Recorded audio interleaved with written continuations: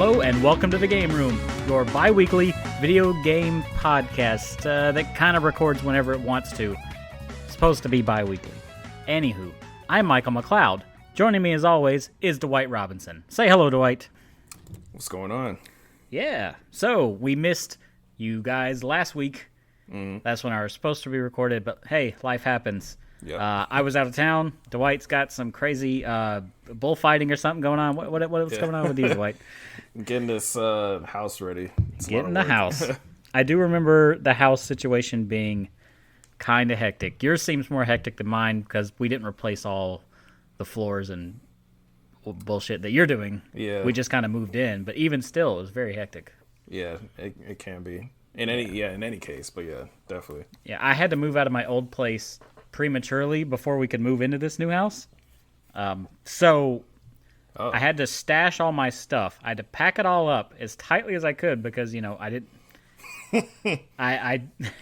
The situation was I had to stash it at a friend's house because I didn't want to pay for storage for a week. Right. Yeah. So I'm like, do you have a spare bedroom that I can use? So I packed Put it my up, whole life moved. into Yeah, exactly. I moved my entire life into my friend's house for a week, and then moved it out the next week. It was wacky, and a lot of work and poor timing, but it happened. So as I said in our intro, we record kind of whenever we want to. It's supposed to be every 2 weeks, so we're trying to get back on that. Got a new job, yay! So we'll get there. I hope everybody's doing good out there. But I haven't actually spoken to you since the last episode. We've texted. I'm kind of a texter guy instead. Yeah, me too. What have you been playing? We always start off with you because you're the interesting what the hell is this sort of game. Right. I have a couple of them on here. Yeah, you have a list. You have a list most, longer than my list, which is rare.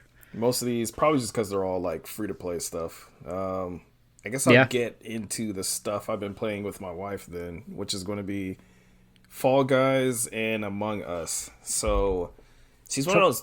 You can play Fall Guys... Sorry to interrupt. You can play Fall Guys cooperatively? No, you cannot. And it's also not free. It was only free for PlayStation Plus. It was free on PS Plus for last month. Right, which I didn't have PS Plus. I had no desire How do you to not get PS have Plus. PS Plus? I don't play anything online on PlayStation. I don't either, but I still have it. I have it because they greedily, mind you, charge you to do cloud saves on PlayStation. Yep. Yeah, which I think is the dumbest thing ever. So, anyway. I had the only games I play online on PlayStation are free-to-play games, which you don't need to be on PS Plus, so I never bothered. I literally can't remember the last game I played online on PlayStation. It was probably that Monster Hunter beta we played way back when.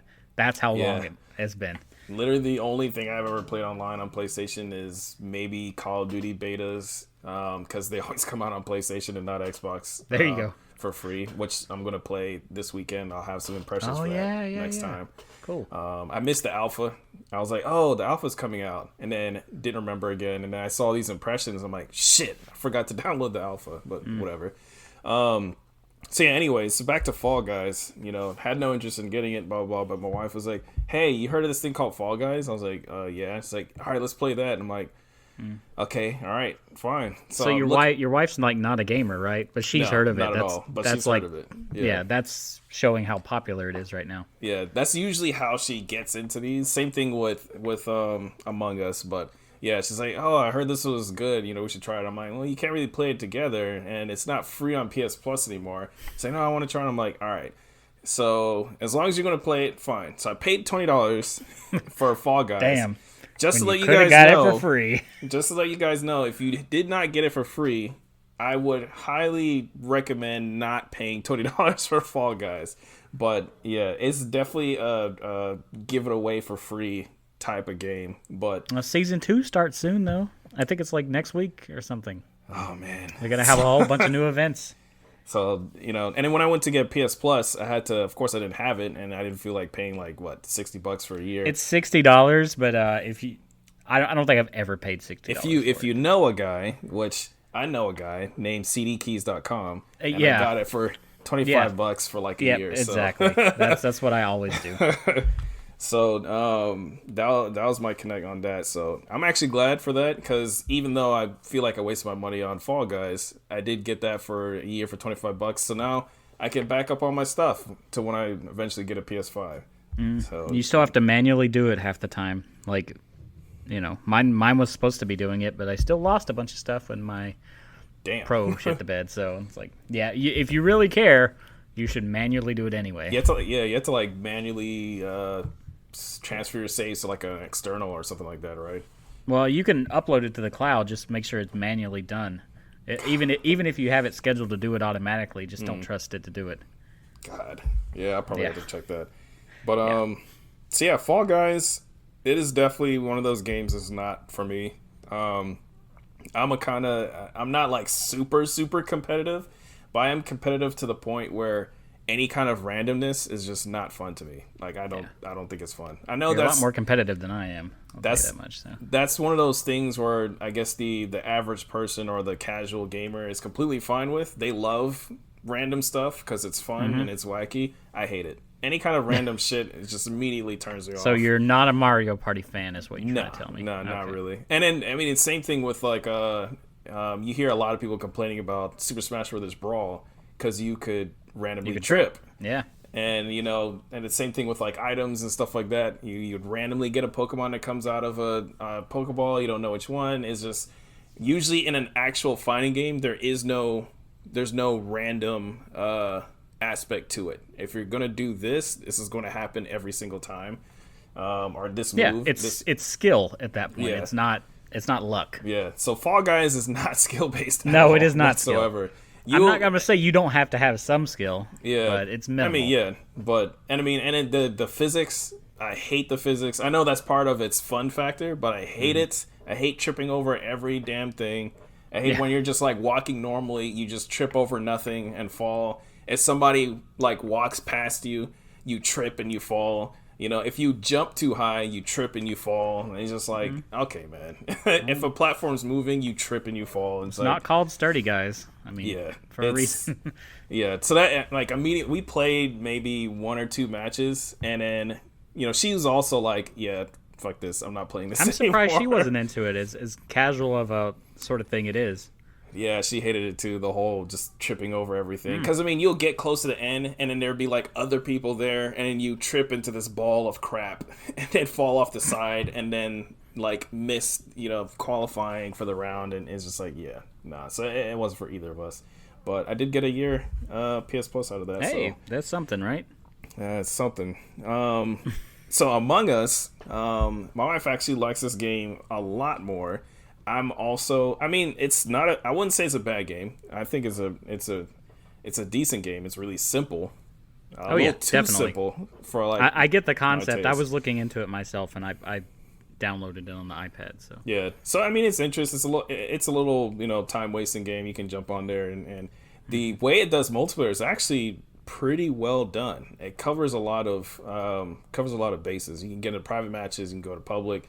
You can set up a private and then change it to public once the people that you want to be there, is in it, and then you can open it up, and you don't have to create a whole new room or anything. I thought that was pretty well done. I think if this was like a local with friends sort of thing, it would be fantastic. You can do that too. You can set up local games, which is you don't see I that would like very to much do that in like phone games. So I mean, yeah, on that side of it, it's pretty good. She loves it. I mean, her friend played it apparently, and her friend and her boyfriend played it. So she's like, oh, let's play this. So, we'll get on and all of us will be on there. And, it's pretty fun. But me personally, after I was the imposter twice and I got away scot-free both times because I understood how, this works or whatever. After that, I was like, all right, I've seen all there is to do here. I'm out. Yeah. I'm good. I've done everything. It is the same thing over and over and over again. So... but yeah, she'll play. She's been playing for the past couple nights and play like into the night and everything. And I'm just like, I played 1 or 2 games and I'm good. But yeah, she loves it, so that's good. I mean, it's something that we can play together and everything. So I would definitely recommend it for people that don't really, or somebody you have or a significant other that doesn't really care about gaming. Whatever is definitely. Good thing to try out. I was interested myself, and this kind of like became popular overnight. It seemed like I just heard of it on Twitter, and I was like, "Whoa, what the hell is this?" I watch a guy on YouTube that makes props, and he was making a prop for this. I'm like, "What the hell?" Like he makes like movie props and shit, and he's suddenly making a costume. So You know what it kind of reminds me of? The premise, though? Did you ever play Game & Wario on the Wii U? I've heard of it. I've never played it. I've actually Okay. wanted to get that. So it has a lot of really simple but interesting party games in there, obviously. And they're all asymmetrical. This game could never be ported to the Switch the way it's set up because it requires the use of the gamepad and the TV together. I don't remember what the minigame is called, but essentially you have this screen, this magical screen called TV that everyone else looks at, and it's this bustling city area. And there's like all these unique characters moving around, and the person on the gamepad gets to pick who they are, but only that person can tell who they are. So he moves around and he's stealing this fruit from different things, and everyone has to be on the lookout for when the fruit disappears, like who is in the area. And then at the end of it, it's like the people watching the TV have to pick out like who the thief was. Oh, that's interesting. It's very cool. And it's a lot harder than you would think, and it's a lot of fun. Game & Wario is great, actually. That's underrated gem for the Wii U, I think so. I wanted to get that anyway, but now I might actually get it and play it. If you have people to play with, it's a lot of fun. By yourself, it's not that good. But if you can get 2 or 3 people, even the more the merrier. I'll say that much. Right. So, that sounds pretty good. Richard from No Podcast bought RTX Red Rock on PS2 after I was talking about it. He's like, I tracked this game down. I was like, the game is not that good, but it was like super cheap, and I like it. It's a LucasArts game. I think when I was working at GameSpot back in Georgia, we've had like maybe 2 or 3 copies of that, just kind of like chilling on the shelves forever. It's one of those games. I paid $2.99, I think, for it at this game place while I was out, and I peeled off the stickers because they like compound the stickers or whatever. Yeah. And does make it easier to take off, though. A couple back, it was like 99 cents. I was like, well, okay. Someone wants it. It's escalated in value by 200%. So, oh god. So yes. I have 3 more that I'm gonna just run through. So I played Rogue Company, which Rogue Company is a shooter by High Res Studios, the same guys who did Smite and what else does High Res do? High Res does a lot of free to play games. I don't know, man. It's all you. What was it? Smite, and there's another. Oh, that shooter that's a lot like Overwatch. It's actually pretty good. Something I'm actually looking at right now. Not Battleborn. Battleborn was Gearbox, right? Yeah, that was Gearbox. Okay. What am I thinking of then? I'm probably thinking of the same thing you're thinking of. Paladins. There it is. Paladins. That good job. Yep. So they did Paladins. They did Realm Royale, which is I don't know. I don't think that was really very difficult to say for me for some reason. Yeah. Too many R's. So Rogue Company, it's kind of like if you think of like a third-person Valorant. It's third person? I thought it was first. Third person.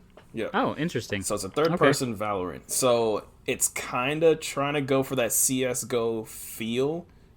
For each round, you buy your weapons and perks and abilities and blah, blah, whatever. So it's like Valorant in that Valorant is CS:GO, but you buy abilities and stuff as well as weapons and tactical equipment or whatever. So I mean, it's pretty interesting. It's obviously not nearly as hardcore as CS:GO is, but of course, a little more so than like your average hero shooter or something like that. So I mean, at first the game was pissing me off because like the aiming and everything just felt weird, but once I got into it, it's actually pretty good. I mean, what are you playing this on, by the way? I'm kind of curious. I'm playing it on PS4. I would absolutely play this on my Xbox, but my Xbox has shat the bed some time ago. You've mentioned this. This is an ongoing pandemic for you. So I'm just like in a holding pattern. You're just holding out for that Series X. Oh God, but yeah. Did you get your Series X? No. You got it? No. No. Not at all. Okay. I keep seeing like stuff pop up, and I think I saw somewhere that. Dude, I've had an opportunity to get it a few times, but I knew if I sent it to you, it would just take too long. What was that? And it would just be out. So I'm just like, What was it? And you don't live anywhere close, and I don't want to have to risk like buying it and then shipping it to you. And then somebody like steals it out of the mail, which has happened. Yeah, to me. and then there's this like long drawn out legal battle. Yeah. Where's my $500? I shipped it. You know, that's why I'm not even bothering with that. Yeah, sort of I don't shit, really so. trust it. That's why I love getting stuff from Amazon because there's a distribution. I live in Newport News, Virginia, Yeah. and then there's a distribution center in like Norfolk, Virginia, which is like Oh.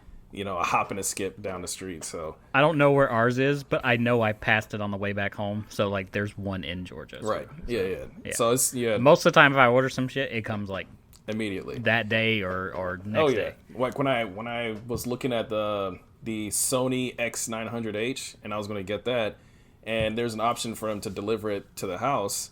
It was like, hey, we can get this to you tomorrow. And I was like, wow, okay, I won't be here tomorrow. Let's do that. All right. But yeah, so yeah, Rogue Company is pretty good. It's free now. When it first came out, it was kind of like a Founders Pack deal where you had to, if you paid for the Founders Pack, you got some extra characters or whatever. But now it's actually completely free. I mean, I like it, and it has a lot of characters in there that would take forever to earn normally, and you could just pay $30 and get all of the characters. So you could just do that. But yeah, I recommend it. I think it's pretty good. Okay, I might give it a shot. I mean, I don't really like those sort of games, but what the hell? yeah, Why not? It's free's not like I free. don't fucking play everything. So Spellbreak is a okay, this is the only thing I have no idea what this is. Spellbreak is a Yeah, speak it to me as if I were a child, and you're describing this to me because I have no idea. I've never even heard of this. so it's a free-to-play battle royale game, and it's kind of You're all about these battle royale free-to-play shits, aren't you? That's what they're doing for free-to-play. You're either a gacha or battle royale, or you're a little of both, or whatever. Which I'm going to get to the gacha free-to-play that everybody's playing right now last. But so Spellbreak, this actually they announced this like years ago, a long time ago, and I think it was on early access on Steam for a long ass time too. But it's finally released. It's free. It's on PS4. It's cross-play and cross-progression and all that stuff. That's also the same thing with Rogue Company. They're both cross-progression. So once my Xbox is up and running, I'm going to switch over to that and stop playing on PS4. I really don't like playing shooters on PS4. I don't really... I don't either. The only time I ever get them is if somebody wants to play something. Right, yeah. Yeah, so... That or it has like an exclusive shooter, which is not very often for PlayStation, really. Oh, I did actually buy Strange Brigade on PlayStation 4 just because I liked that game so much I had to own it on everything. But yeah, most of the time I wouldn't do that. But it's cross progression, so whatever. But yeah, this game is I don't even know what to say it's similar to, but you have only so there's 6 different gauntlets that you can get, which is how this works. Each one is for a different element. So there's like a stone gauntlet, fire, ice, lightning, toxic, I guess, venom or whatever. Okay, poison. Got and it. then wind and whatever, blah, blah, blah. So, yeah. So, you start off with one, which is your class. And then, as you're playing, you can pick up another gauntlet. So, you can start off with, like, an ice gauntlet. And you'll have whatever perks are associated with that ice gauntlet class. And then you can pick up, like, a secondary, like, fire gauntlet or wind gauntlet or whatever. And they'll... the powers are kind of mixed together.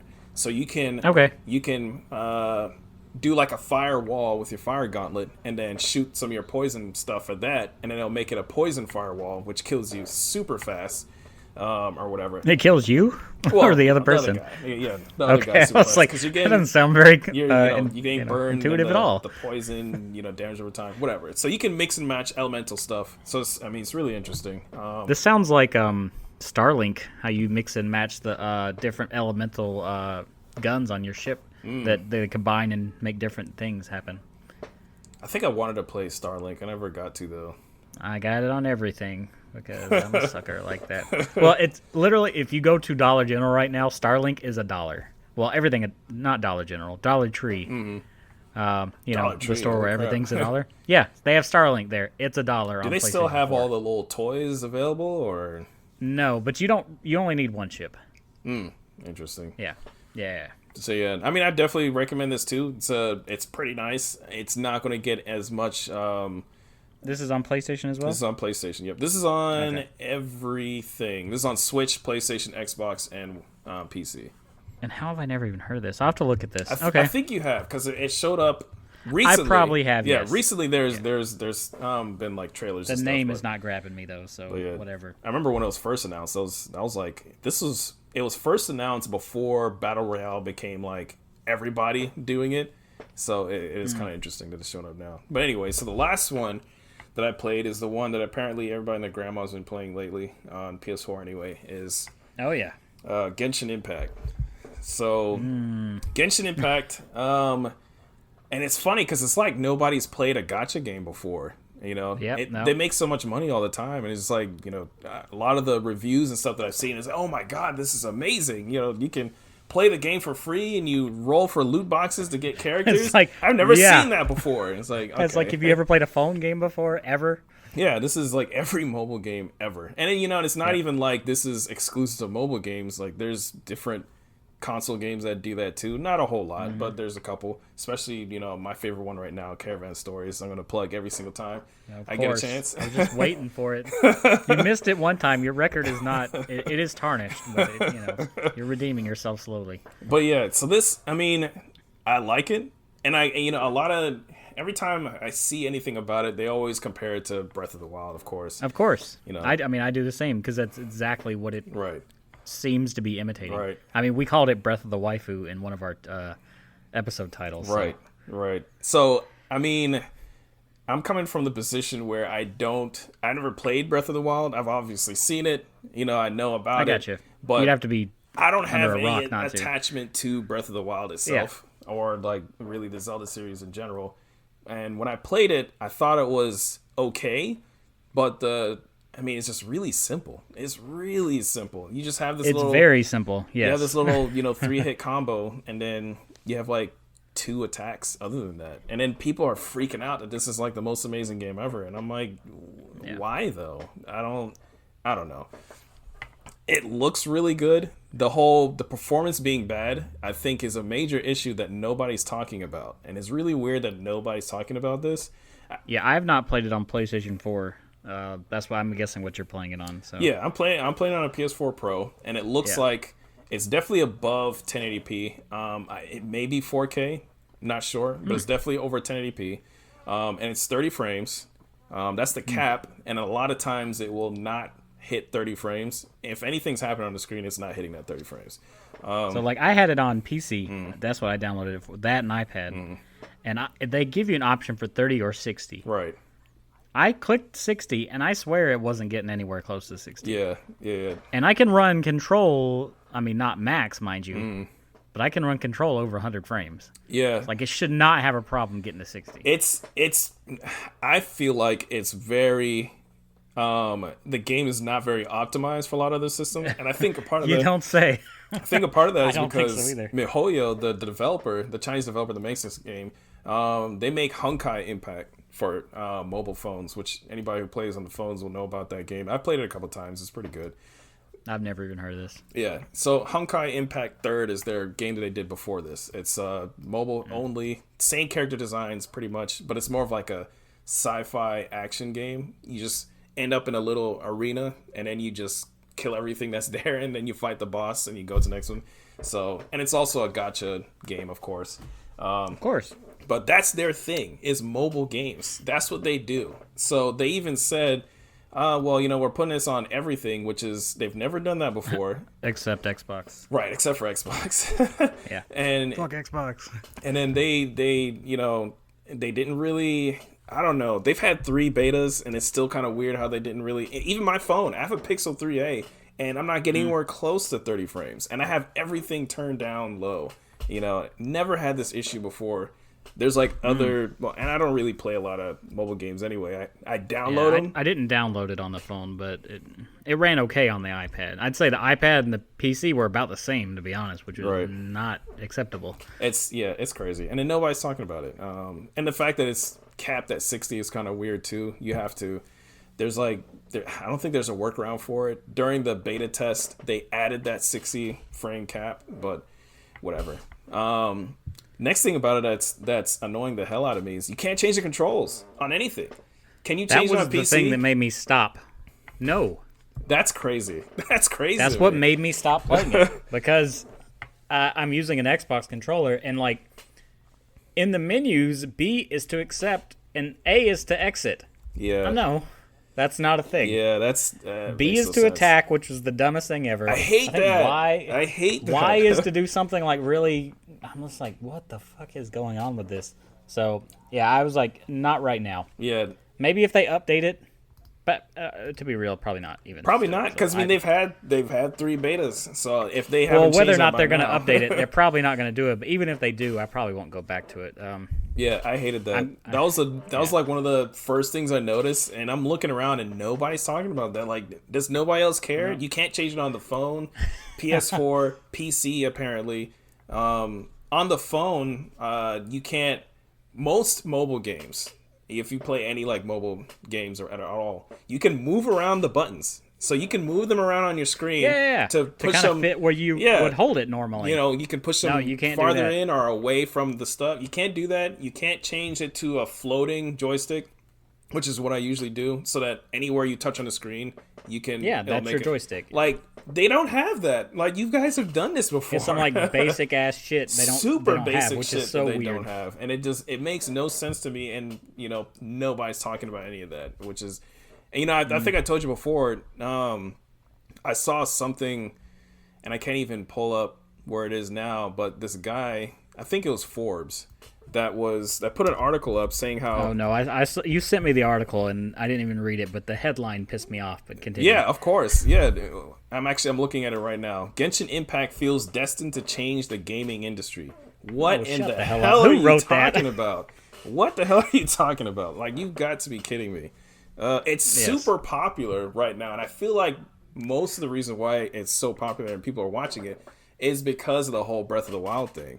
That's exactly why. You know, not because people have of the such game fond itself. memories for Breath of the Wild, they're willing to overlook like really dumbass design choices. Like crazy design choices. The game is like way too simple. The performance is terrible. And I do agree with the whole. It is incredibly similar to Breath of the Wild. Yeah. Like I see it. I get it. Yeah.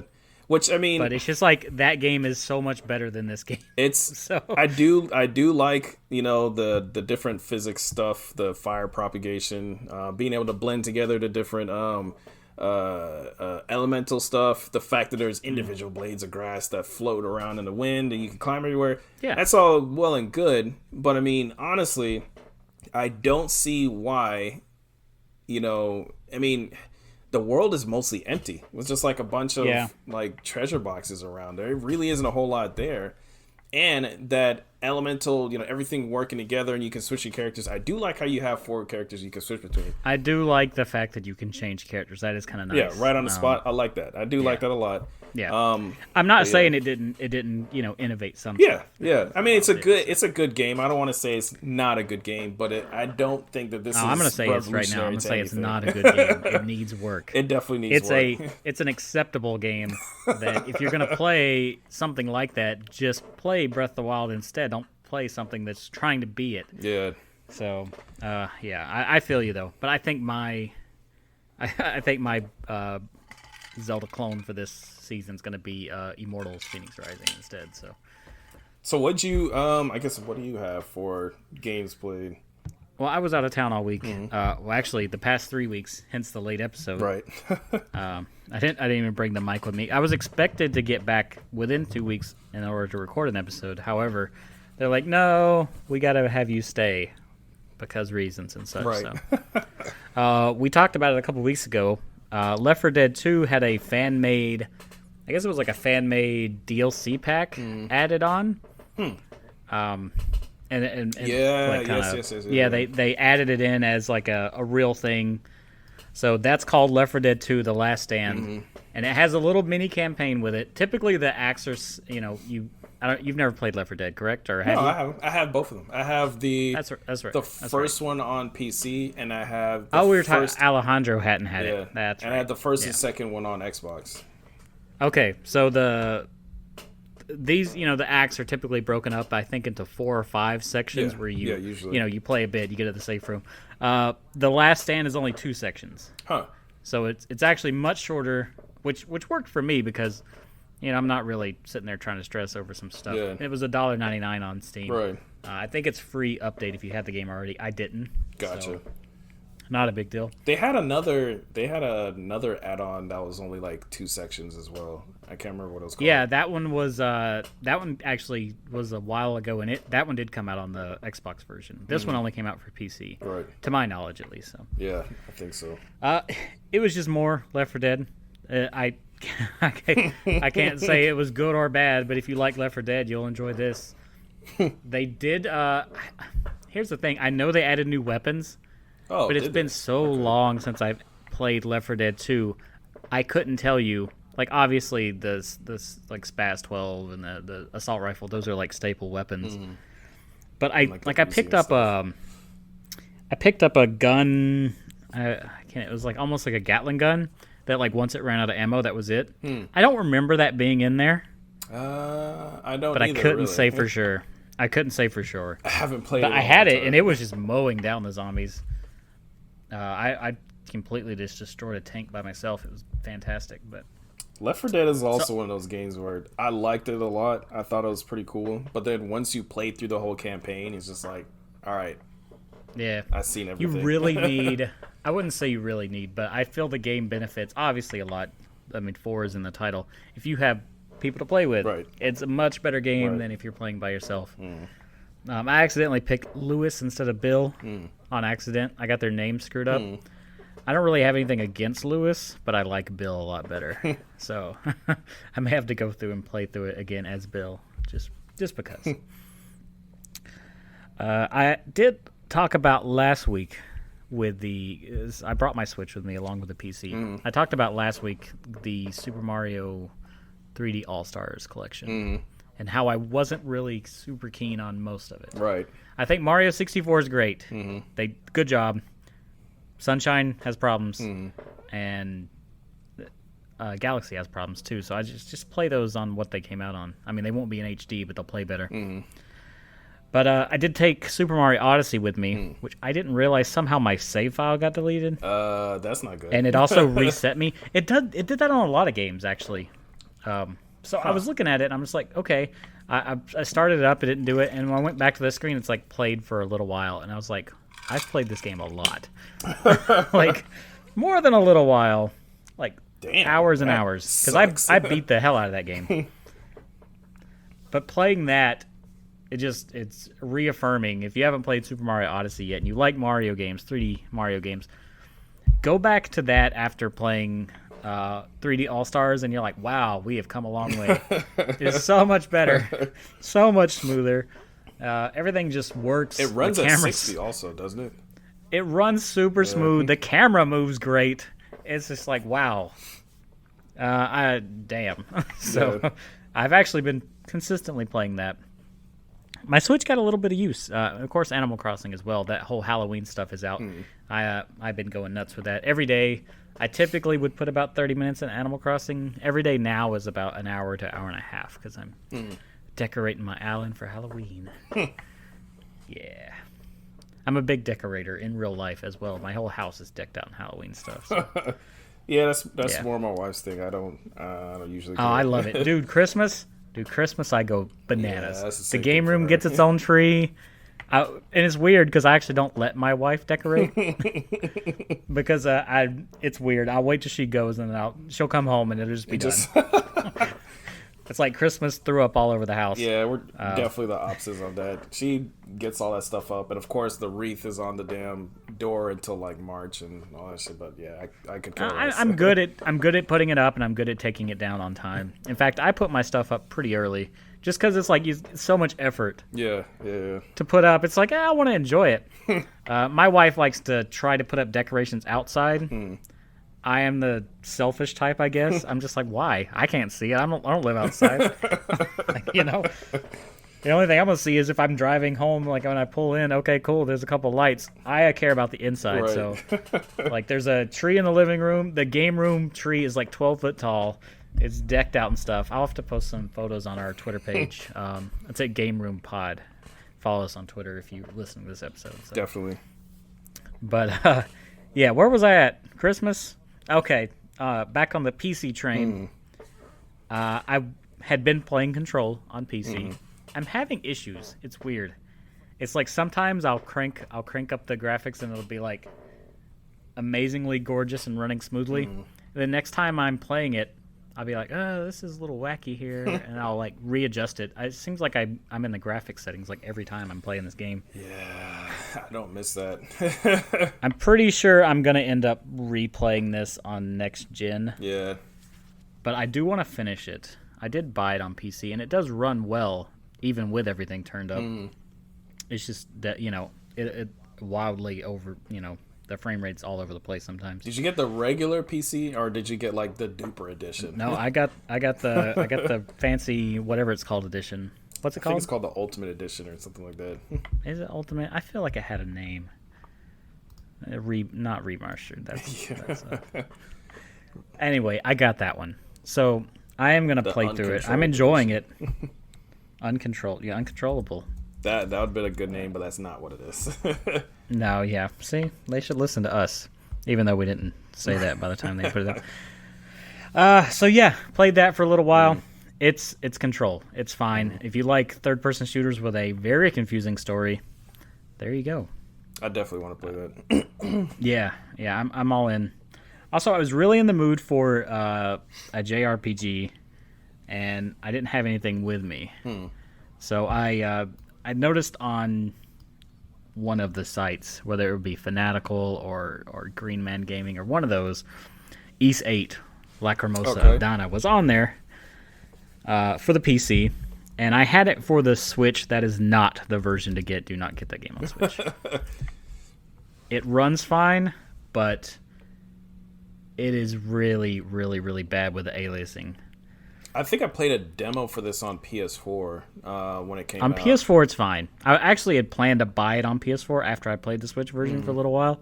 I was like, oh, hell no. So I was like, I'll just get it on PS4. But, I got it on PC. Whatever.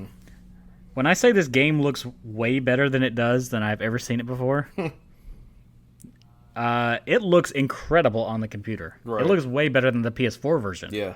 I mean, yeah, I was shocked. Well, I mean, this game is running on or made with a development tool that probably could have worked on PS3. Right. I probably did work on PS3 because I know it's the same tool set that they used or engine they used for Trails of Cold Steel, which runs on Vita. In fact, this game is on Vita. This is a Vita game that they kind of just like cleaned up and stuck on PS4. But like the textures are so much better. Yeah. Everything's so crisp and clean. There's like no jaggies anywhere. It is so clean and so smooth, and I friggin' love it.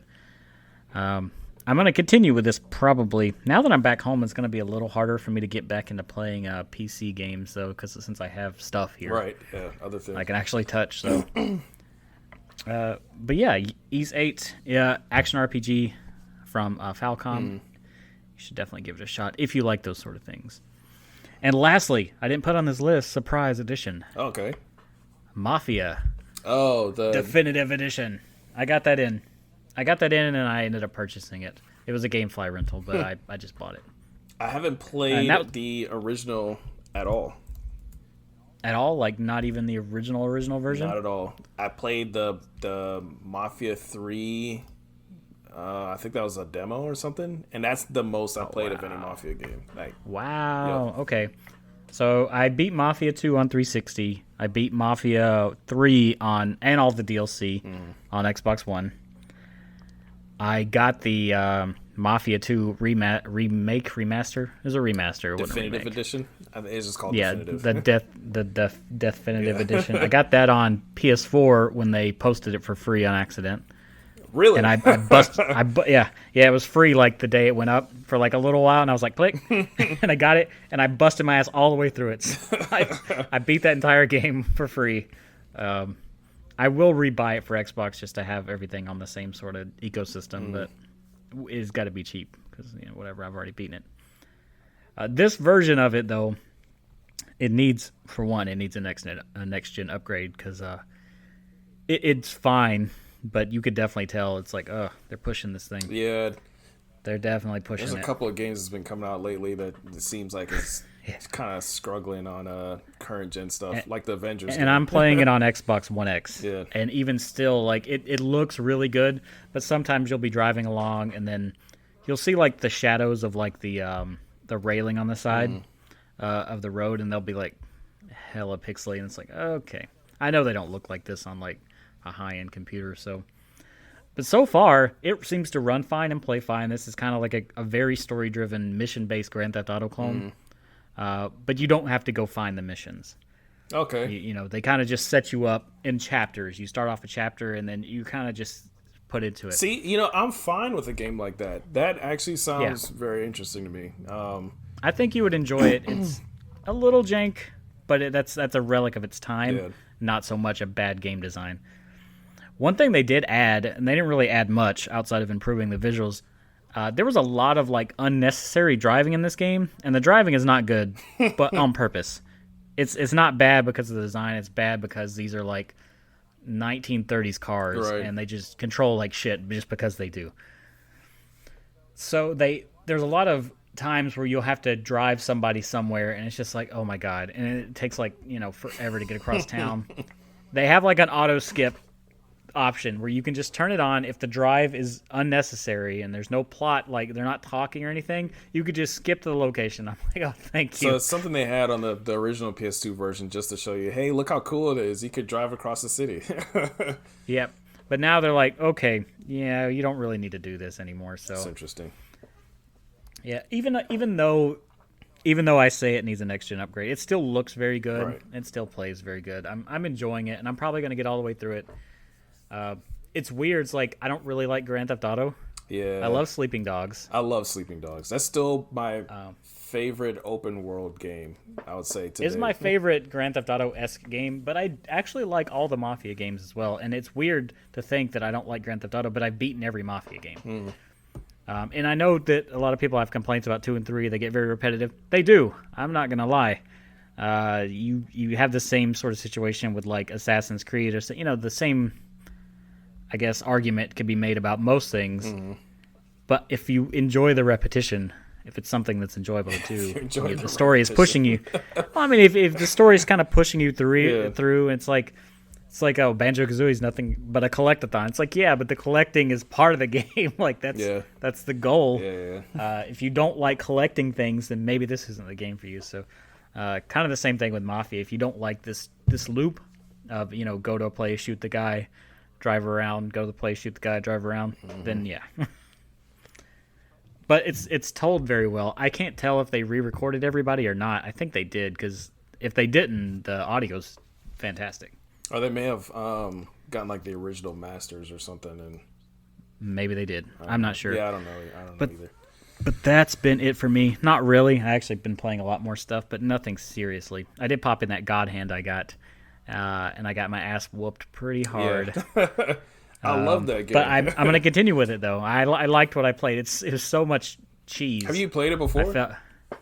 I have played it before, but very briefly. I've never actually gone through it. And then by the time I got around to trying to get the game, it had got expensive. Very expensive. So I would say, just as a quick, if anybody out there has never played God Hand before and they're kind of interested in what it is, just imagine like Resident Evil 4 type camera, but it's a beat 'em up instead of a shooter. The way you just described it is ideal. And I didn't know this at the time, and had I known, I might not have bought this PlayStation 2 version. But I didn't know. Whatever. And I'm still happy to have it. But this game is available on PS3 digital for $10. Really? I did not know that. Yeah. Oh, that's awesome. I didn't either. Yeah. So hey, whatever. But that's a good segue segue to lead us into our first story. It's not really our first story, but we're going to use this as a segue. Sure. To say that this news came out the other day, and I don't know, everyone seems to be annoyed by it, myself included. But you can't any longer. I don't know. You can't buy PS3 legacy games, essentially. PS3, Vita games, and PSP games, you can't buy them on the web browser or on mobile anymore. Yeah, I don't like that. I don't like that either, because they are a pain in the ass to look for on their consoles. Yeah, using the browser, the built-in browser, or PlayStation Store on PSP. Yeah. Well, no, that went away a while ago. Actually, I was going to ask about that. How are you supposed to get PSP games now? So it's You're not, I guess. and, it's funny because they just did that, and then that's it. You can't really get them legitimately anymore. I mean, I wasn't looking for PSP games legitimately anymore. Anyway, Well, I mean, there's got to be a way though, because like, what if I just randomly get, I was friggin' playing Frogger Helmet Chaos on PSP not that long ago. Like, what if I get the urge to be like, oh, I want to play Lickety Blue that I bought years ago, and how do I get it? I guess you could still download them for the Vita through the Vita store on the Vita itself, but you can't do it for the PSP at all anymore, as far as I know. This is a very weird confession. Speaking of Vita, and this is gonna be weird. You're gonna be like, "What the hell?" The Vita store makes my stomach hurt. Why is that? It literally makes my stomach gurgle. The music triggers something in me to upset my stomach. It's like the brown note or something. I don't know what it is, but literally I get on the store and I have to turn the volume down because it literally makes my stomach hurt. And I think what it is, there's like this like gurgling sound in the background, and it tricks my stomach into thinking it's upset. It's so weird. I never liked really any of their stores. I mean, when I first used the PSP and it had its own little store, I thought that was amazing.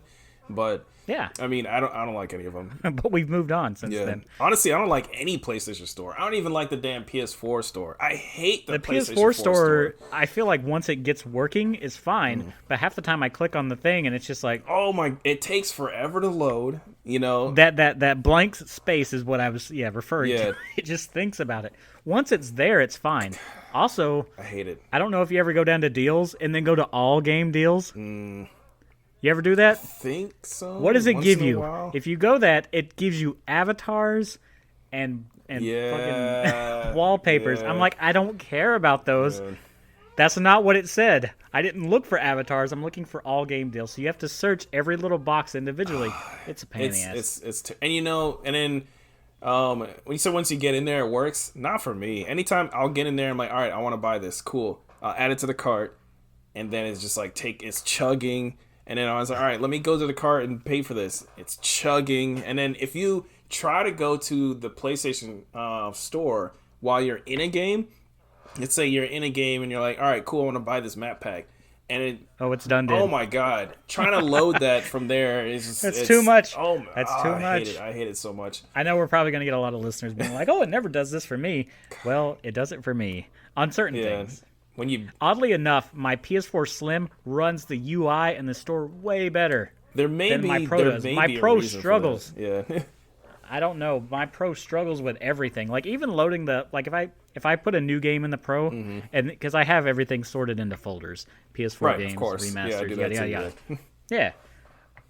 If I do something immediately, like if I pop a game in there and I'm like, okay, I'm gonna put it in a folder real quick before it's done. You're not looking at those folders until 30 seconds, 45 seconds later. All those little live screens take forever to load. The what's new page takes forever. If you go to a game and you just scroll down so you can see all the information there, that takes fucking forever. Is just everything takes forever. Yeah. And I hate how they nested all the video apps into that little video like splash page. Like you can't just have them sitting out in your folders anymore. Hate that. I never use the video apps. I have bought a couple things on there, but only because they were errors. Yeah, I hate it. It's like when I got Breaking Bad for $10, the whole series, because it was supposed to be 100 and it was 10. And I was like, well, I guess I'm buying it on the PlayStation View or whatever. I use the Crunchyroll app on PlayStation 4 because they updated on Xbox. Xbox has had an updated app for maybe a year or so now, and it looks great. But it barely ever works. Ever since they updated it, it fucks up all the time. So the PlayStation one actually works. I actually need to log into Funimation. My wife bought she subscribed to Funimation because I was watching Fairy Tail. I got to season 3, and then suddenly, I hate that Hulu does this sometimes. And I know you're against dubs, whatever. I hate dubs. Just get over it for this. I was watching I'm one it of dub. those people. Yeah, well... Regardless, I was watching it dubbed for the first 2 seasons, which is like a lot of episodes, right? God. And then you get the 3rd season, and they're like, nah. I'm just like, I know it is dubbed. I'm not about to switch now. Did they dub the entire Fairy Tale series? Yes. What? Yes. Isn't that, how many episodes is that? A lot, but not unwatchable. That's why I'm watching it. Right. Not One Piece levels, yeah, but No, it's not unwatchable. I think I'm on like episode, I couldn't even tell you, like 80 something right now. Okay. So I'm enjoying it, and I bought the game even though I rented the game and it was quite bad. yeah, the usual tie-in anime. Yeah, thing, whatever. It was so thrown together, but I got it anyway because it was on sale on GameFly. I think I paid like $20 for it. I'm just like, whatever. Right. I'm probably gonna want to play it when I get to this point in the anime. So, whatever. So yeah, if you want to buy some stuff on the network, unfortunately, you'll have to go through the established UI to get it. Sucks. Sadly, so It's the it end of does an suck. era. It's the end of an era, but the beginning of a new era. I still don't have a Vita. I'm all about these. I still don't have a Vita. I'm all about these. Well, you need to get a Vita. I have a Vita TV, but I don't have a Vita. I have a Vita TV as well, and actually, my wife has an OG Vita with the OLED, and I used to have one of those too, but I really wanted the new model. I just want the because new model. Yeah. ergonomically, it feels a Yeah. lot better. I have the blue one just because I was like, that blue is sexy. Yeah. I get it. The new one does look a lot better. And I need to get a PS3 2000. I have a 2000. My old 3000 died. I need to get another one. No, sad times. But yeah. But yeah, I'm all about the segues today. So we had a PlayStation 5 breakdown. I'm gonna let you take most of this stuff. PlayStation 5 breakdown. Yeah. Speaking of PlayStation things, Tear down. and PS5 internals, tear down. Teardowns. It's a teardown. Oh, and I guess just on a side note, we don't really need to add this, and I'm just gonna knock it out real quick. I'm sure you read about the X and O buttons being flipped Yes, I did. to American standards in Japan. Yes, I did. Everybody that I follow on Twitter that lives in Japan is pissed about this. Yeah. Honestly, I think that it's kind of too... I mean, it's too late. It's been like that They for should have done decades. this PS2 era, or like Yeah, this was... yeah, just leave it alone, or give the option. At least. This was decades ago. I can see why they can't do an option because it's probably something they wouldn't be able to do on a system level. This is probably a per game thing. So they're probably I'm sure there's going to be certain games where you I mean, just for the menus alone, I think they should, the menu itself should be an option. But, I think it's game by game. if you wonder what we're talking about, people, traditionally I just brought it up without actually saying what it was. The circle button is confirm in Japan, and the X button is to go back. Whereas in America, the X button is to confirm, and the circle button is to go back. But they're making it all uniform now. So the X button is going to be confirm everywhere, and circle is going to go back everywhere. Not a problem for us. Right. But like I say, everyone I know it's- that lives in Japan, they're like, "Fuck this! Yeah. This is gonna throw my whole day off." Yeah, it screws them all up because you have like 2 decades of almost 3 decades actually of muscle memory and everything. And Well, yeah, exactly. You have muscle memory for this Yeah. now, and now you have to like flip it. It's like them coming out and saying, "Hey, every shooter is gonna be inverted now." You're just gonna be like, "Damn." yeah, and I mean honestly, I think that they probably should have just made circle confirm back for the US back when the PlayStation first came out. I mean, I agree. I'm not sure why they changed that. I don't know why they changed it to X. I mean, an confirm. X is clearly no. Yeah, Like it's kind of weird. And whatever, though. ain't nobody has any issue with doing that for Nintendo systems because Nintendo's always Did you had. just say ain't nobody had? I don't know. Maybe. I think Maybe. you did. But The George is coming back. but like the original NES, the SNES, the N64, I believe. All of them have had the A button for confirm is to the right, B for cancel is on the bottom. Nobody has any issue with that, so I don't know why they couldn't just do that for PlayStation back in '94. Yeah, I don't know. And then I don't know. So that's weird. I'm not really sure why they. Some did that. people it won't be a problem for. Other people it will be. Yeah. I know I have the hardest time with QTEs on Shenmue now because the Dreamcast button layout versus the Xbox layout and colors are just they throw me off. Yeah, but that's something else completely. they're all different. Anyway, PS5 teardown. Yes. Get to it. So PS5 teardown. They put this down released this online a couple days ago. I think this was on. So the is 7th. this a YouTuber? Is this like Japan Digital Foundry? Yeah, no. I think this is the actual hardware. The head of the hardware engineering and operation. Oh, okay. It's that guy. Masayasu Ito. So he was actually doing this teardown. And it looked really similar to Digital Foundry's Teardown and a couple other places Teardown of like Xbox systems. So I thought it was pretty interesting. I got you. Yeah, no one in America has a PS5 yet, to my knowledge. Right. So. Yeah, as far as we know. So I thought this was. I mean, it was good seeing how it was actually set up. I think the base, when I saw when you took off the base and showed you how to set it horizontally. How to flip it around, yeah. That's some like high level Sony hardware shit. This is the kind of shit that they would do. Basically over engineer this damn stand so you can use it in two different ways. Which is it just reminds you of how the PS2, when you laid it down, you could turn the logo on the disk drive. Yes. Whatever. So it's just one of those things. It's kind of like it's unnecessary, but it looks really cool. I always thought that was an underrated feature, turning the logo. Yeah, I actually kind of hate that you can't turn the Xbox logo. Yeah. Which I mean, technically, if you turn an X on its side, it's still an X, but true, but it's not the same logo though. I'm actually considering having both of these consoles vertical anyway. I think we're past the days of like that being bad for the system. Right. I'm still kind of. I'm not really sure what I'm gonna do with that. I'm undecided because the PS5 is way the hell too big. Yeah. To fit anywhere. For vertical. Plus, I think it would just work better behind my TV or something like that. It's so obnoxious. Yeah. Like both of these systems definitely look better vertical than they do horizontal. They are absolutely not designed to be sitting horizontally. The Series X will fit in my cubby vertical. It'll fit horizontal or vertical, but it'll have more airflow if I put it vertical. So I have my TV stand has like a mount on it, so you can mount the TV to that, and it's floating above like. Oh, I know what you're talking about. Yeah. And it's like the solid wood, and underneath it is where I put the stuff on. There's like a drawers there, and then there's like a shelf underneath it where I can put everything. There's definitely not enough space there to stand these big boys up. No. Yeah, you'd have to put it on top. Yeah. Or on the top shelf, I guess. I don't know how I'm gonna do that because I also have a soundbar up there. So.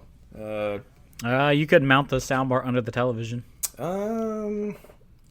Depending on how you like to do it. So. Yeah, I don't know how that's going to work. Especially this damn Sony TV is like thin as fuck. I don't know how that's going to work either. But first world problems. But yeah. Yeah, exactly. How am I going to mount my $3,000 television? It wasn't $3,000, but you get what I'm saying. With the fucking sound bar and my $500 each, yeah, whatever. But yeah. So I just thought, and I was telling you about this also, earlier. Like it's really funny how close to a PS3's design this system is. When they open it up, even like the look of the board and everything, they have the same, they have the double-sided motherboard, the way that the fan looked. I mean, the fan looks almost exactly the same as the PS3 fan. The PS3 had one giant-ass fan underneath his motherboard. This one has it over it. Right? Yeah. And then the disk drive, the motherboard is on one side. The fan is kind of like in between. It's like molded there, in between the two sides. So it's kind of like cycling air through for both sides. It's a pretty interesting design. And of course, the disk drive is there. Blah blah blah. Whatever. All the chips. Disk drive. All the chips are kind of like I like how the RAM is kind of encircling the processor. See, I didn't even notice all this stuff when I was looking. I just like I said to you, all I really got away from that was like, oh my god, that heatsink is huge. Yeah. And the heatsink definitely is huge. But I think it's like a basics of thermodynamics or whatever. The larger the surface area is, the more it's the easier that it will dissipate heat. Yeah, the more dispersal it can get. Yeah, I get why it's there. And it's probably cheaper. They definitely showed a good reason as to why the system's so big. Yeah. It's probably cheaper for them, and instead of having to design like a vapor chamber and everything. So probably. I don't know. I'm interested to see how well the PS5 dissipates heat as opposed to the Xbox, because everything is kind of like tightly packed in there. So we'll see how that goes. I heard they were both whisper quiet. I mean, this is obviously not having any firsthand experience, but I heard they were both super quiet and cool. So. That's good. I mean, you don't want your stuff catching on fire. This laptop gets real warm when I'm playing games. Yeah, I've heard that the Xbox has been getting warm too. Well, we'll see. But yeah, Really, it's not that big of a problem for me personally because I'm not the type to sit there for hours and hours and hours and hours and Right. hours. Yeah. I will sit there for maybe 2 hours if I'm really into something. Yeah. Yeah, same here. And then I'll go do something else. I'll come back. I may play 10 hours in a day if I'm super into it, but it won't be at all at once. Right.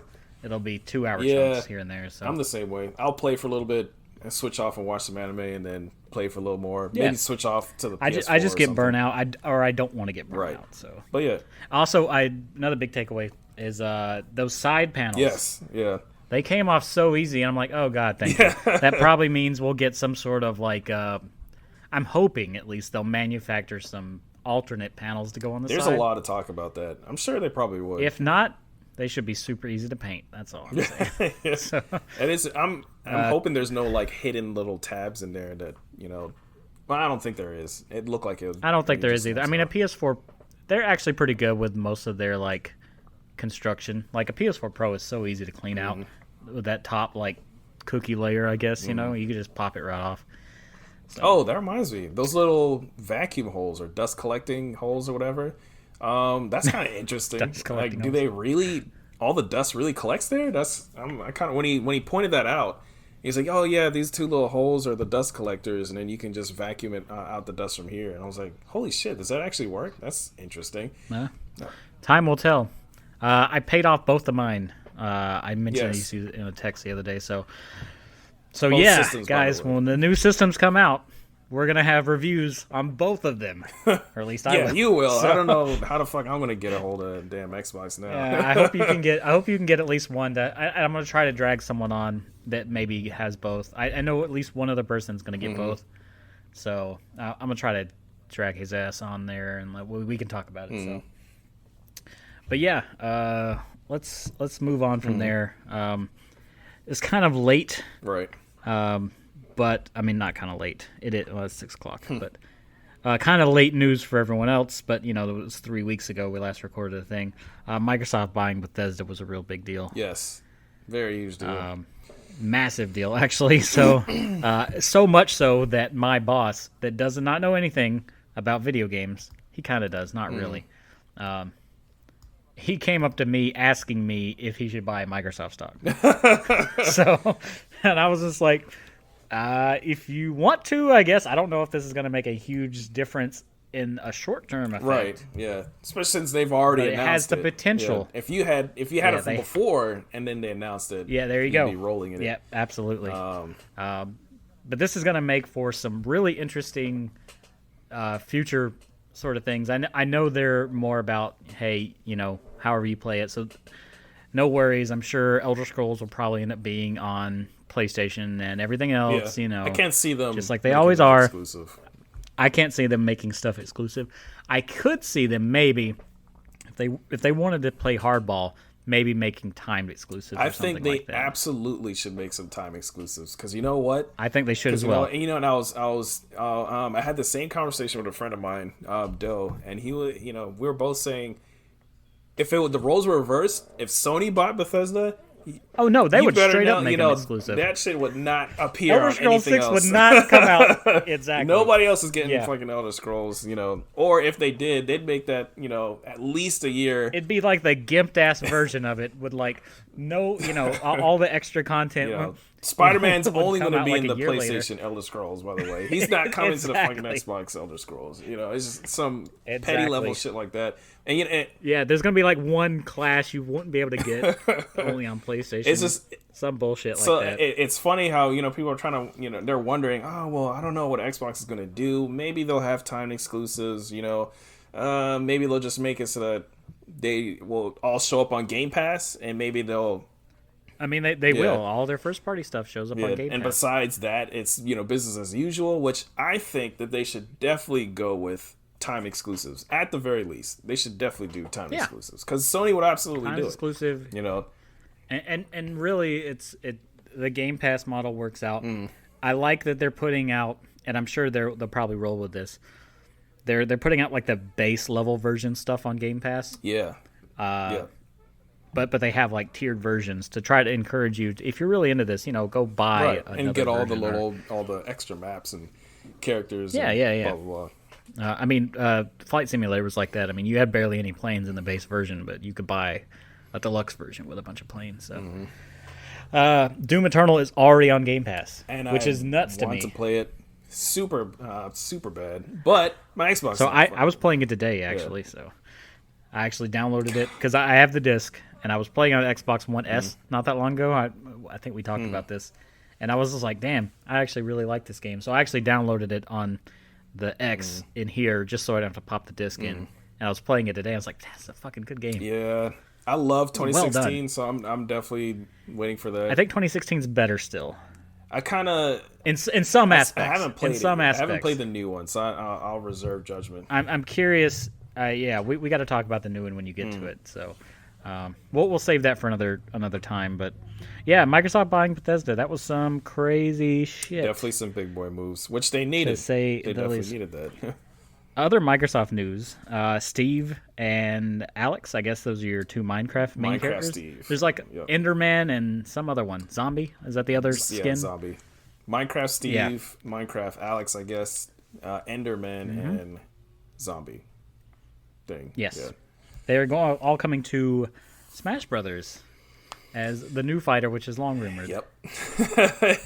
Have you tried it yet? Because I know you have the. Is it even out for one? I think it is. Right? I don't think so. I don't think it's out yet. It's not gonna. I don't think it's gonna be out until like November, as far as I remember. Oh, okay. I know you have the character pass, so yes, I have not bought the second character pass yet. I do want that Bomberman outfit though. Those and it's funny because you have to pay for all of those. That doesn't come with the pass at all. It does, but it's 75 cents. Not a big deal. It's like I bought the I bought another one. Frick, I don't even know what it was, but it's a Mii Fighter costume. You could essentially be Bomberman now. Oh, have a Bomberman no, I'm wrong. character. It comes out on the 13th. Oh, there you go. Yeah, the 13th of October. 13th of October. Yep. Minecraft Steve. Is that a Friday? It better be a That's Friday. Tuesday actually. Son Next of a bitch. Tuesday. Never mind then. So I'll try him out.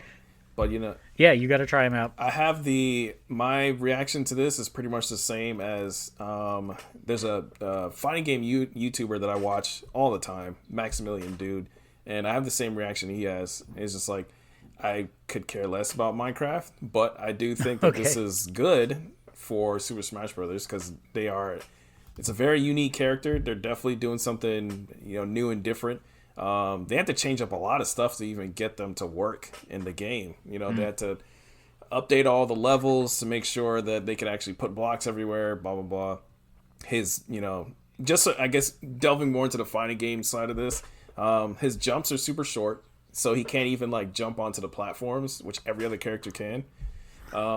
Which makes sense because you can't jump really high in Minecraft. His jump is gimped, but he can make blocks, so you can jump on the blocks and do all sorts of crazy shit with that. You can edge guard people like super far away from the edge. You can jump off, make a little block, hit somebody, then get back on. So you having a gimp jump is not really a big deal if you're good with the blocks and everything. So okay, so it's a gift and a curse depending on how you play. So he's definitely there's a lot of potential. Yeah, I didn't watch the whole thing on him, but he seemed interesting enough. Yeah, I'm kind of the same way with you. It's just like yeah. I personally don't have a stake in this, but I think he's a welcome addition. Yeah, he's definitely good for the game. He's not gonna make me buy this fighter pass, so not yet. I will buy it. If you had to pick a character though, like the next character is the one you want. Who you want? Probably Gino. Putting you on the spot. Gino from Super Mario RPG. I mean, a lot of people have been crying for Gino for a long time now. Isn't he an assist trophy? Well, I think I'm not sure. so. I think he was on a trophy in Melee, if I remember correctly. I'm not positive, to be honest with you. Maybe. Oh no, he's a Mii Fighter costume, is what he is. Yeah. I think he's a Mii Fighter costume. That's what, I think he was a trophy as well. But I think Nintendo, even though that game was a Square Soft Nintendo game, I think Nintendo actually owns that character, if I remember correctly. Gino. I couldn't say. I wouldn't be surprised. I mean, they kind of seem to do that. I'm in all in for Beautiful Joe. Just throwing that out there. So.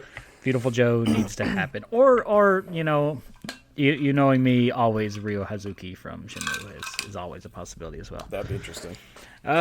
Moving on with the news. which I've been bouncing all over the place. So I'm actually looking for what. Actually, we can hit that Mortal Kombat 11 news. Just Yes. to stay on See, topic. more Fighting game news. convenient transitions. But yeah, so I guess in other recent fighting game news, the trailer for the Fighter Pack 2 came out for Mortal Kombat 11 a couple days ago.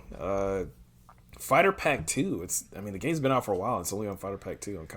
I'm surprised about that.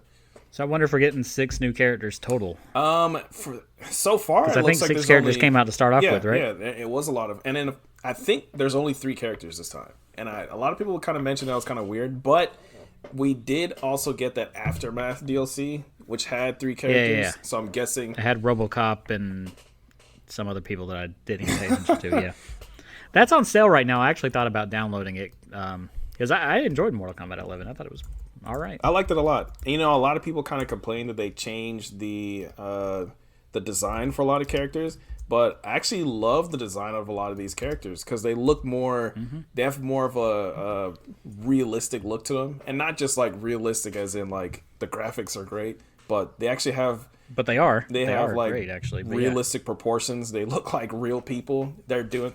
Yeah, they're not completely ridiculous. They did. Mortal Kombat 9's female characters are really, really ridiculous, but these are all modeled after real people. Who is in this Fighter Pass? Did we say? Did you say? I don't think you Fighter did. Pass 2, we have Rain, Melina, and Rambo, John Rambo. Yes. So a lot of people have been waiting for Melina. They've been badgering Ed Boon for the longest time to put Melina in this game. So there's a couple of reaction videos I saw where people were like crying when they saw Melina show up in the trailer. Wow, yeah, really? they really love. I didn't think Melina. it was that serious. It's crazy. I don't really have that kind of attachment. I do think she's a cool character, but I don't think I have that attachment to any character hardly at all. People love Melina, and of course, Rain hasn't been in a Mortal Kombat game in a long time either, so that was good. And it's kind of telling because in the trailer, they just immediately show you Rain and Melina, even though people have been begging for them for the longest time, so they could set up, John Rambo. yeah, he is the 100% setup. He's the guest, not Mortal Kombat character. If that's not Sylvester Stallone, it's a damn good sound. Yeah, it really does sound a lot like him. Much closer to Stallone than the Arnold sounds like Arnold. That guy's terrible. I could have done a better job than that. I don't know if I could have done a better job, but I could have at least gave it, the good old college if try. If NetherRealm Studios was paying me, I could definitely do a better job. Oh yeah, I would definitely try a lot harder. But yeah, I mean, he looks great. They haven't shown anything about what he's actually going to do, but I think that's the one that's releasing in November. That's why I got them mixed up. Gotcha. Now that makes sense. Yeah, so that I'm all in for Rambo though. He looks awesome. And it's like the Rambo 3 Rambo with the bandana and everything. Yeah, I think so. The stereotypical, like when you think of Rambo. That's when they kind of jumped the shark. Really was Rambo 3, I believe. And they even got like a really good face model for him. I think it works out. It looks like Stallone. It sounds like Stallone. But you know who doesn't look right? Yeah. See, this is good transitions. I'm doing them all day here. It's Peter Parker in the new remastered version of Spider-Man. Respidered version, Yeah, which I'm actually, after watching that whole like bit with the ray tracing and stuff like that, I'm going to get that version too. I have Miles Morales on PS4 pre-ordered because it was actually cheaper than the PS5 version, and it's a free upgrade. So I'm just like, you don't get the extra stuff though. What extra stuff? The remaster of the first one. There's 2 versions of Miles Morales on PS5 though. Yeah. There's one that's like the base model, and there's one that has the remastered PS5 one. Right. But like the base version on PS5 and PS4 were the same price. But like one day the PS4 version was like $10 cheaper. So I was like, I'll just buy the remastered regular version separately. Yeah. You can't buy it separately. You can buy it separately if it's an add-on for the regular game. Miles Morales. I think that's right. You can. Yeah, you it can is. like upgrade it to You, that. you can still buy it. You don't have to buy that $70 version. You could have the regular version and then do it as an add-on. Is it So that's what I is intend it to do. cheaper though, or is it the same price? I or- don't know. I don't know if it's any cheaper. I'm taking a gamble with my, cheaper PlayStation version, PS4 version. They're all PlayStation. You know what I'm Right. saying? But anyway, back to the news at Yeah. hand. They had to change the character's facial Yep. model for Peter Parker. I guess his reasoning was it matched the voice actor better, and they wanted to go for a more realistic looking Yeah, face. it matches the bone structure of the voice actor better because Okay. he's doing all the facial capture. I got you. So yeah, I mean, It's fine. I actually don't like how he looked originally that much anyway. He looked weird. Like he looked somewhat alien a bit. He had, like, a somewhat fucking- alien. Dude, look at that guy's eyes and tell him he has bug eyes. No pun intended. Of course, he's Spider-Man. He has bug eyes. But he did. He had poofy ass eyes for some reason. And this new guy, admittingly, doesn't look that much better, but he looks like more like a human. I haven't, and I haven't played the first Spider-Man. My brother got it right when it came out. He bought a PS4 and this game just for Spider-Man. I had a friend that did that Yeah. too, which I always thought was a weird reason to buy a system. But Yeah, anyway, he got I it digress. just for that, and it's collecting dust now. It does it was a PS4 Slim, and it was around the time of Black Friday when this came Yeah, out. they bundled it with Yeah. it. And I think it was like $200, and you got that game, Yep. and that's what he got. And he hasn't played, he hasn't touched that PS4 since. Yep. Which I mean, I like Spider-Man, just like everybody else, but I'm not that much into Spider-Man, and I've played a lot of Spider-Man games, So This one isn't my favorite, but it's up there. It's yeah, real I mean, good. It looks good. I'll probably get it. I was gonna get it when the price dropped, but now that I'm hearing about this remaster, I may just wait for that. So I don't have the same kind of attachment to old Parker that a lot of people have. I mean, a lot of people they're really pissed about this. Dude, people get pissed over the slightest little thing nowadays, so who Yeah, cares? hashtag not my. Peter I Parker. don't like the new guy as much. He looks a lot younger. He does look a He lot looks younger. like this. I will say that someone made the point that he looks like a Nintendo YouTuber. Nintendo And he does. YouTuber. So Oh, that's oddly specific. he straight looks like Scott the Woz, if you ever seen him. Never So, heard of him. he's a YouTuber that I cannot stand. He's really obnoxious to me, but I know he has a lot of fans. Look him up though. Just Google Scott the Woz, and you'll be like, oh yeah, that guy looks exactly the fucking same. That is So interesting.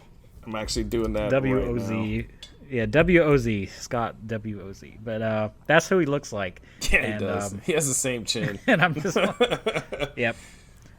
Yeah, that guy. I don't know. He was funny at first, but then he's like, okay, you're running thin on me here. Right. So, Yeah, it's funny because when they say like, oh, we changed them because of graphics, and it's kind of like, really though? But all right, it kind of sucks. yeah. I don't know. I'm fine with it either way. Did we run through all the news? Am I missing something now? I don't think I we don't are. think. Tokyo Game Show Yeah. happened. That was a little while ago. We missed that one because it's so near the Yeah. front of the list. My big takeaway from that was Nier, and I'm pretty excited. The Nier Replicant. We're actually getting the Replicant version instead of the Gestalt I'm looking version. forward to that. I'm looking forward to that. Me too, because I actually like Nier Gestalt, which it was just called Nier over Yeah. here. I have it on PS3, oddly enough, even though I got most of that stuff for 360 that generation. But I have it on PS3. It's essentially that game, but slightly different story, and you have a different main. Yeah, I remember that. I never played Nier. I've always wanted to, but I wanted to get that. Did you play Nier Automata? I have Automata, yeah. So I have that for Xbox. Okay. But I've never played the original Nier Gestalt or other one. But yeah, I saw that the Xbox version had the older guy for Gestalt, and then Yes. you're basically Yes. it's like you and you're trying to save your daughter, and you're like the Gears of War looking dude or whatever, huge and whatever. Yep. And then the PlayStation version. Very agile though for a big And guy. the PlayStation version that was only released in Japan. Craig, Nier Replicant. No. Well, we technically got the Xbox version on PS3 here. That's the version I own. Is Nier Gestalt, but it's on Right. PS3. Okay. But yeah, in Japan, The big guy was on Xbox, and the Nier anime Replicant guy was on right. PlayStation. Which is, you're Yep. trying to save Yep. your sister or whatever. I wanted to get that version. I Yep. wanted to import that version, and I think it was either too expensive or whatever. I never got around to it. So this is great. We'll get to play a new, improved version of it before too long. I'm actually pretty excited. This is going to come on PS4 and Xbox. I'm surprised it's day one on Xbox physical edition. That's good. Which I'm very happy about because I played through Automata on PS4. I still haven't beat Automata. And I really liked it. I had to get around to that. It's a really good game, though. Well, it is very enjoyable. I beat it on PS4, and then when it came out on Xbox, it was kind of like a vote with your wallet thing for me. I was just like, I gotta buy this, and then I didn't beat that version, but it's sharper than the PlayStation. Obviously, it's X enhanced, so it's clean. I just love the fact that it was running at 60 at such a high resolution. Everything, loved it. Yeah. So when you say that you beat it, did you beat it? Or No, I did not beat all 26 endings. You know, like, I went through 3. The one that you die on, that's technically an ending. I beat the Spoiler main warning, by the plot way. line. for a 4-year-old game yeah. or whatever. And then I beat the main one with 2B, and then I beat the one with 9S. Which, I guess, spoiler, when you beat it with 2B, you have to play the whole game again as 9S. So He's kind of whiny. Well, anyway, he is very whiny. He's not nearly as cool as 2B. I haven't either, beat it so. like at all yet, so I'm definitely going to need to do that. Enjoy it. Is it on Game Pass? I think it was, if I remember correctly. I don't know if it But I still bought is it, or so- not, but I bought it immediately. I even made, if I can grab it easily. I was going to get it on PS4, Probably but then not. when I heard that it was coming out on Xbox, I was like, well, fuck it, I'll just get that. Because at the time, I had a One X, but I didn't have a Pro. I even made a box for it just for Wow. my shelf. So, because I'm like, I really want a box. I hate when they put digital only stuff out. I don't always do that, but for games I really enjoy, I'll make a box for. I'm just going to scroll through some of this TGS stuff. Yeah, go Yeah. through it real quick because that's actually our last news bit for this week. So I watched some of these TGS, I guess, presentations. I watched the Xbox presentation. I just want to say really quick about the Xbox. So I thought it was hilarious. Phil Spencer putting in that little introduction, his Japanese introduction at the very beginning. Yeah, I don't think he should have done that, but he didn't really fuck it up I mean, either. it wasn't really Like, terrible, but it was just kind of like hilarious. you could tell what he was trying to say, but it's like he should have just spoken English. I get that he's trying to be respectful. Though, so, hey. Minasan. No. It's like, Yeah. but whatever. Exactly. What I thought was funny about that whole Xbox presentation, though, is really Xbox doesn't really have a whole lot going on in Japan, like, at all. So the kind of stuff that they did have, it was just kind of, they showed a trailer for Flight Simulator about their new update, which was upgrading Japan and some of the cities and upgrading some of the looks and locations and everything. So they just showed a trailer of you flying over Japan for like a minute and a half or something, and I was like, "Oh, that's cool." And they're like, see." Apparently, it was really off though. I don't know. I know you're not on Twitter. Not like that, no. Or if you are, yeah. I check it. Not just about every day, but Adam Avenko, Gaijin Hunter. Yeah, I watched this stuff. I follow him on Twitter. Yeah, he was complaining about how Japan did not look like Japan, or at least the Tokyo area. And he was one of the. He's like, since they've updated, it looks right now. Yeah. So it's like, which okay. I mean, I wouldn't doubt that, but I thought it was weird to say, "Hey guys, look, we're showing your beautiful country. You look how amazing." And I'm like, I mean, I don't know if I'd want to watch like a 2-minute trailer of you flying over Virginia or whatever. Yeah, like- that's probably a bit Like, long. who the hell cares? I thought that was such a weird thing to go on and on and on about. Like, look, we don't have any Japanese games or JRPGs or anything you actually want to play, but check this out, flying over Japan. I'm like, all right, man. They're trying to shoehorn themselves in. That shit was ridiculous to me. You got to show And what they they had got. that long montage of like Minecraft gameplay and Minecraft YouTubers and stuff. All the Japanese Minecraft YouTubers, and I'm like, oh my god, did they really? I really wish they would have had some like actual Japanese games. And they showed. Well, they did show project. What was that? that new game that's made by it's the pretty much the only big Japanese game that's coming on Xbox right now. That RPG Scarlet That Nexus. Bando Namkai yeah, Scarlet game? Nexus. So they Yeah, showed off okay. some of that again, which I mean it's a Japanese game. It's probably their biggest Japanese game coming out besides Resident Evil. That's almost getting Watch Dogs levels of I'm tired of seeing I was tired of so. seeing it the first time it came out because I honestly don't. I was like, I get it. I'll probably try it. I mean, it looks okay, but quit to showing it me, to me. Code Vein looks so much more interesting than this game.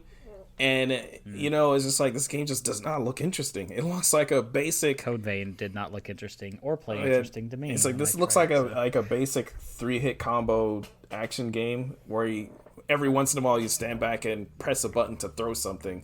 You know, it's oh wow, you have all these telekinetic powers, and I'm like, look, if you're going to tell me that this game has a character who can use telekinetic powers, I want Psyops level of telekinetic bullshit going on in this game. If you don't have Psyops level wow. of shit Throwback. in this game, which Psyops came out in what, 2004, 2005? A long ass time If you ago. can't give me that level of bullshit in this game, I don't give a fuck. Like, I don't care. You know, There this you is, go. you're pressing a button, press A to throw shit. You know, like, I don't care. That's such a stupid mechanic to Yeah. me. And then, It needs to be less Sonic the Hedgehog 2006. oh my god! And, And, more, then so many people are like, "Oh man, this game looks amazing." Like, no, it doesn't. more control, Like, not at all. It looks basic as hell. And I know these guys Yeah. can do better. So it's just kind of like, all right, Well, let's say time will tell. That's definitely on the rental list of stuff yeah. to play. I so. hope there's so many other. And it's funny. Genshin Impact would have been really great if they were planning on releasing that on Xbox, but they're not going to They're not, because so. for Genshin Impact to work, you need a ton of people putting in money into these loot boxes, and not a lot of people are playing on Xbox in Japan. The market is not over there for that. So They needed to get that game. I mean, it's not even that good over here, to be realistic. But I don't know. We'll see what happens. I know they're trying to get themselves kind of more integrated into the ecosystem. Yeah. I get it, but It would've been we'll sweet. see. They We'll see need what some happens, more so. gotcha bullshit games. Let's see. I'm scrolling through this list. Dynasty Warriors 9. Yeah, we're at an hour and 27 minutes. Empires. So get on. Dynasty Warriors 9 needs a next It gen definitely version. does. So hey, I'm all for The it. last one looked good, but the new engine they were using that they switched to was struggling on current systems. On everything, every current So system. it looks like if they really do a good job with optimizing this could be really sweet. Coming up a new, which I'm not really super huge into Dynasty Warriors, but I know it has a lot of fans. Nor am they I. have a lot of fans, and they make a lot of these games, so that'd be pretty good. And I have my few ones that I like. I actually like Warriors Orochi, but I haven't got part 4 yet, so that'll probably be the next one I actually play. Well, the next one will probably be the Zelda one, but Which you get what brings me to my next one. yeah. Talking about Dynasty Warriors style games, we what have happens Hyrule Warriors, which I've wanted to really play the first Hyrule Warriors. I still don't have it yet because it's kind of expensive, so I never got around to getting it. It's not that expensive on the Wii U, but I there's don't so want much the more Wii U content in the Switch version. Yeah, there's so much more content in the Switch version. I know exactly what you're talking about. I saw it and I was like, the Wii U version is so much cheaper, but the Switch version also runs better. It runs much smoother. There's different options for It performance. doesn't run much smoother. I'd say the Wii U one still runs pretty well. But anyway, But I yeah, digress. I definitely want to play it. I like how this Hyrule Warriors is not just like, it's not really just a sequel to the first one. It takes those ideas and it's more of like just a direct prequel to Breath of the Wild using that gameplay. Yeah, it's an evolution of the Warriors formula, but it also is like what you said. It's an actual prequel to Breath of the So Wild. it's absolutely its own game, and I like that because it's too often where you have a sequel and it's really just the first game but more stuff. And, like the Dragon Quest Warriors game. I had the first one. Oh, yeah. And I don't think I ever got the second one. The second one is much better, but I totally see what you mean. It's a lot of the same. So once you have that second one and it's better and it has more stuff, it's Dragon Quest there's Heroes. really no. Yes, there you go. Yeah, Dragon Quest Heroes. There's really no reason to go back to the first one. And there's a lot of games that are like that. It's not like they're the only ones to do that, but you get the sequel and it's like, well, I don't need the first one anymore.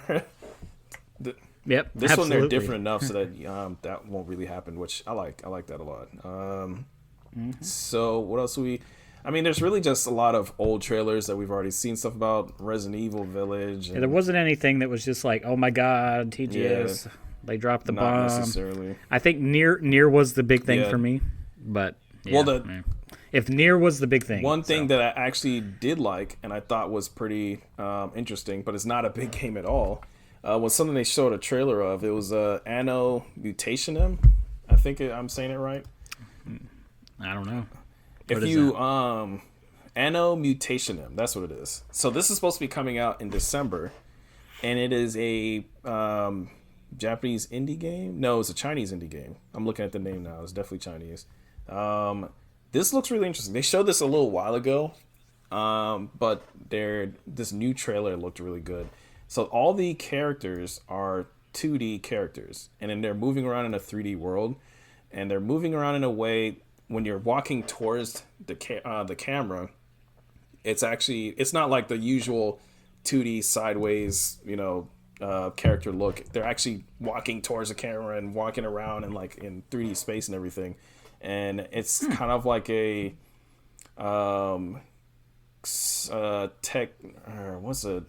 cyber futuristic.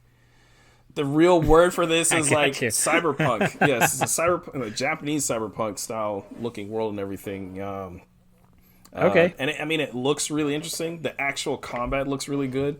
The characters are 2D pixel style characters, but they're really large sprites, so they don't look like the little dinky two sprites. Okay. Did we talk about this at one point on the show? So we've seen them before. Okay, I do remember this, and it does look cool. It does. So that's the one thing that really stood out to me. I was like, man, this actually looks really good. And it's not just an action game. I guess there's more of like a adventure style to it and everything. Looks really good. Really looking forward to this game.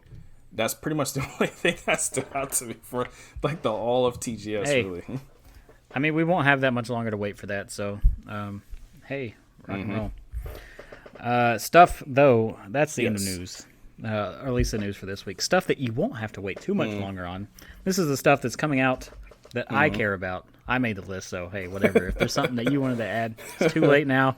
Stuff that I care about, or at least that got my interest, in the next 2 weeks. So, Power Rangers Battle for the Grid is getting a physical copy on Xbox One.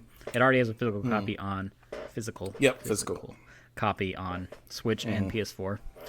I probably will be getting this just because I like Power Rangers. I have this on Xbox already, actually. I have it digital, but I'll probably buy a physical copy just to help There's support a new it. character coming out from it, too. I can't imagine it's $60. It's probably not. It's probably like $30. We'll see, though. I don't know. Prinny Exploded and Reloaded, the two PSP games, are coming to Switch. That's actually pretty sweet. And that's like a spin-off from the Disgaea series. I played that before, I think. Yep. Yeah, they're two different games on well, I could be wrong. Could be just one of them, but I'm pretty sure it's 1 and 2 from Prinny 1 and 2 from the PSP, and they're coming to Switch. So, in one collection, Exploded and Reloaded. The sequel to Remothered, which is a third-person horror game that I have not played much of, but I found it promising enough to pre-order the second one. The second one's called Remothered Broken Porcelain, and that will be out, I think, 13th, if I'm not mistaken. So, Earth Defense Force 5 is finally coming out physical in America.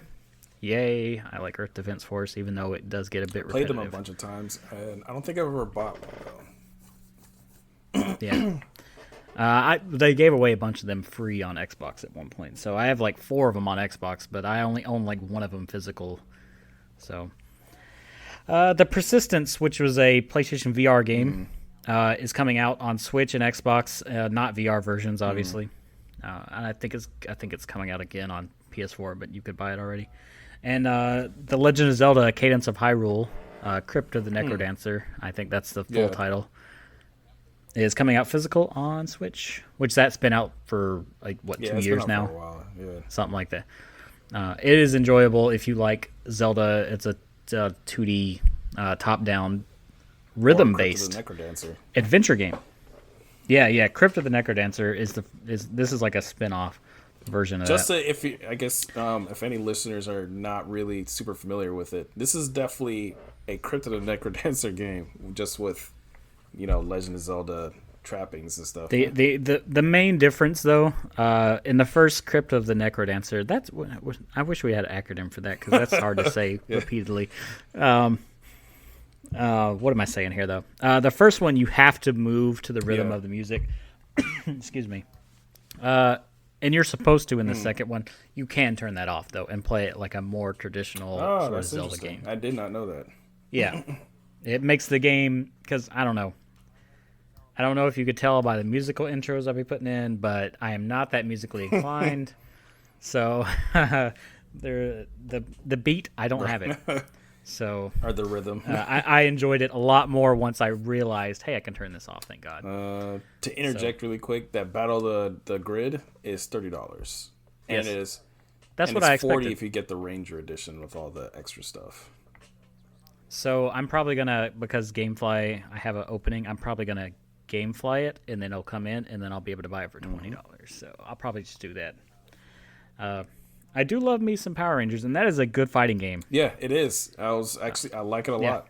It's enjoyable. I actually have it digital on Switch, digital on Xbox, and I will be buying a physical copy for it on Xbox. I also have a digital on Xbox, and if you ever want to play, I'm ready to go.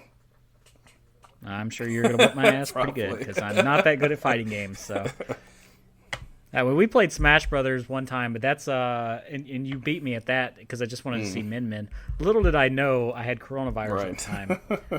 That was the night before I got tested, so I was already kind of feeling like shit, and I was actually playing it laying down. Yeah. So I'm making a million excuses for why I was losing so bad. That's probably the best excuse, Well, I wasn't playing coronavirus. Well I had the COVID, so yeah.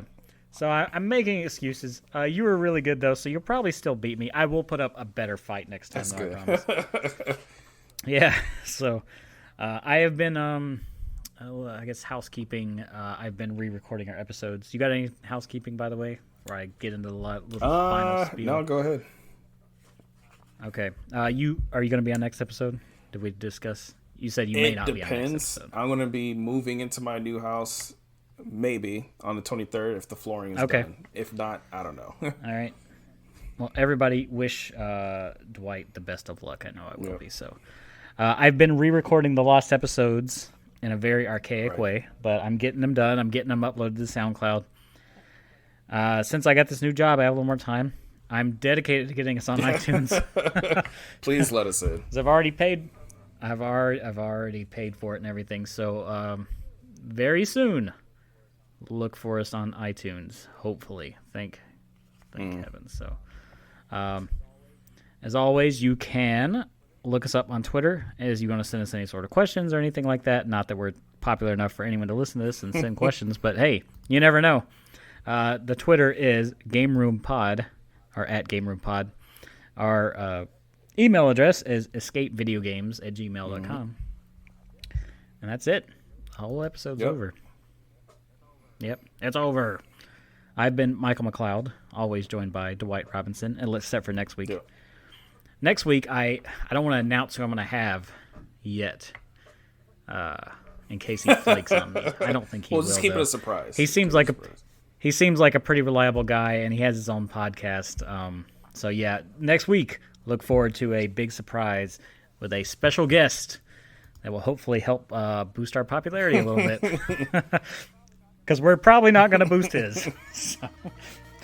But yeah, that's it. Until 2 weeks from now, everybody, thank you. Stay healthy, stay safe. Don't get the COVIDs. And goodbye. Man.